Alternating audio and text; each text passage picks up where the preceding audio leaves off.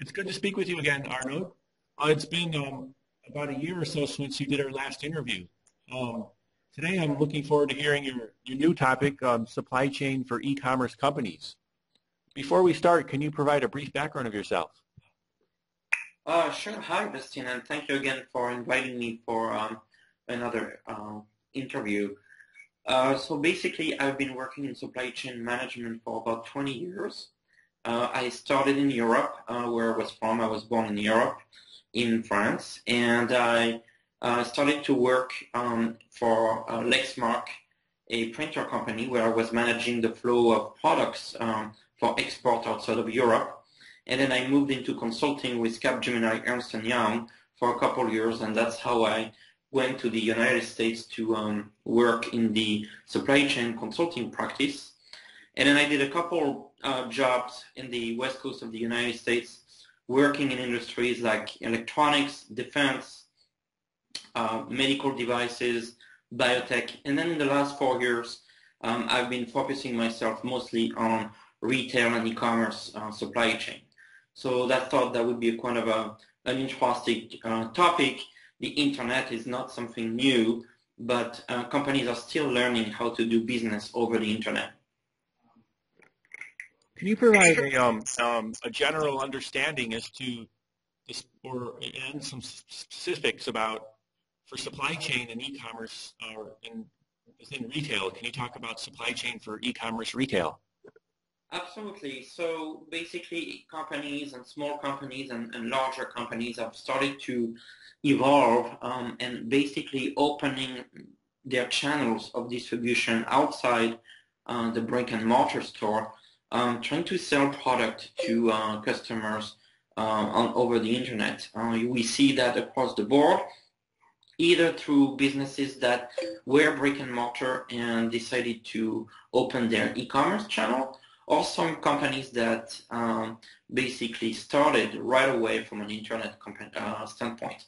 Obviously, the benefit of using the internet right off the bat and without a retail store is that you don't have all the inventory locations and the stores and all the fixed costs that you have as compared to traditional retail. Basically, the e-commerce business works with one or multiple e-commerce websites and customers. So from a B2C standpoint, customers go over that site and purchase whatever they can browse through and they feel like finding. So this has a lot to do with branding. As you get, your primary job is to get customers to get to your website, and usually through Google search or emails or any other promotional channels, unless you are a very well-known company such as Amazon, where people get to search right away. It's kind of interesting, I would say, that Amazon kind of eating up a little bit into the Google search, where when customers know that they want to buy something, they no longer, for the most part, go to Google and research the product. They sometimes go directly to an Amazon page. This is how the industry got transformed. So from a retail standpoint, what that means is, as compared to a B2B, the B2C is a lot of small transactions that are happening, sometimes over $100 and no more, but sometimes over multiple websites, global, as anyone can buy anything from a website. Only thing you have to deal with is, the shipping aspect. Usually also from a traditional retail standpoint, that's also true with e-commerce, is the seasonality standpoint, where, maybe 1/3 of the sales are going to be made over the last few weeks of the year for the holiday Christmas season. And also another factor is the competition. Many e-commerce companies have different websites, and it's becoming harder and harder to compete from a supply chain standpoint due to the Amazon standard. Amazon has totally revolutionized the world of supply chain and delivery because you can buy on Amazon and sometimes get the product a day later, 2 days later, sometimes for free. We all know what happened with Amazon Prime and all the customers that are in the Amazon Prime business. So supply chain has becoming the primary aspect of an e-commerce website because it's all about delivery time. Customers are looking for instant gratification. They're clicking, and from the last click, now the time is going to tell how quickly they're going to get their products.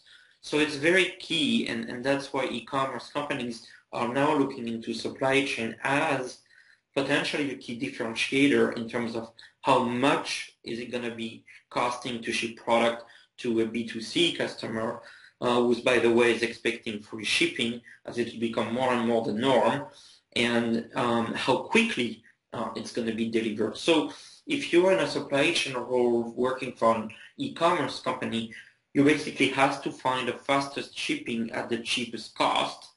Otherwise, customer might not return and go to the competition. So what's interesting about it is that e-commerce is not just a marketing, but it's getting very much looking for supply chain professionals to really help them deliver products in the most critical way. How do you measure success for supply chain in e-commerce? The most searched after standard, I'd say, would be the Net Promoter Score, also known as NPS. It's basically what you get from an email after you purchase the product 20, 30 days later, and you get a question that says, how likely would you recommend this internet company, this e-commerce company, to a friend or family? And then customers vote and give a score from 0 to 10. That is kind of the primary tool that's been used from an e-commerce standpoint to measure success. Now, a follow-up question would be, how satisfied were you with the delivery time? In other words, how fast the product got to you.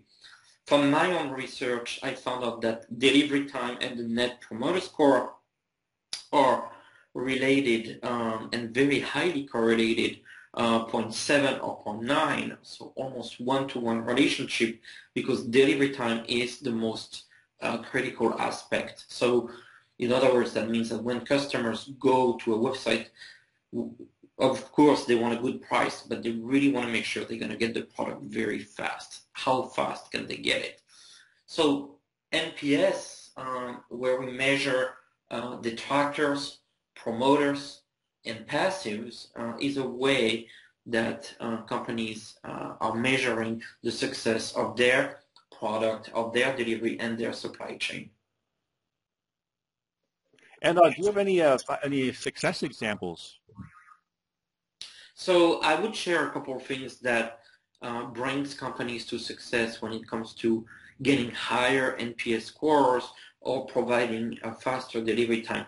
The very first one would be, are you operating on a global or regional model? So let's say you're operating your website out of the US, but shipping all over the world.